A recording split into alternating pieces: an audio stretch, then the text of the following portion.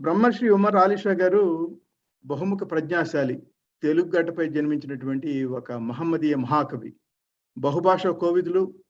తెలుగు భాషలో ఆయన చేపట్టినటువంటి ప్రక్రియ లేదు. పద్యం, గద్యం, నవల, నాటకం, కథ, కవితా సంకలనం, కావ్యం, అనువాదం, వ్యాసం, ఉపన్యాసం అన్నీ కూడా ఆయన చేపట్టినటువంటివి.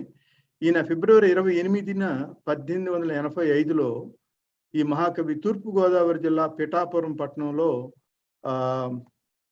మొహిద్దీన్ బాద్షా, చాంద్ బీబీ దంపతులకు జన్మించారు. పాఠశాల విద్య పూర్తయిన తర్వాత సంస్కృతం, తెలుగు భాషల్ని పండితుల వద్ద నేర్చుకున్నారు. ఆయన ఇటాలియన్, ఆంగ్లం, ఫ్రెంచ్ భాషలో కూడా జ్ఞానం పొందినటువంటి భాషా జ్ఞానం పొందినటువంటి ఒక పండితులు.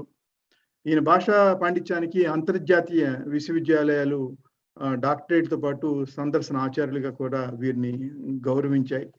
ఈయన 10 కథలు, 10 నవళ్ళు, 10 పద్యకావ్యాలు, 10 ఇతర భాషల నుంచి అనువాదాలు, 10 వ్యాసాలు, 10 శతావధానాలు, 10 అష్టావధానాలు, వందలాది ఉపన్యాసాలు ఇచ్చినటువంటి ఒక మహా పండితులు.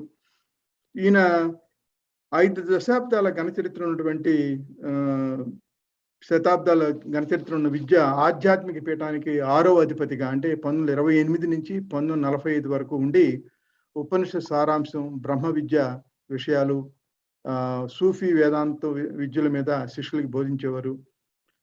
రాజులు, రాణులు, విద్యా సంస్థలచే అనేక మందితో ఈయన సన్మానించబడ్డారు.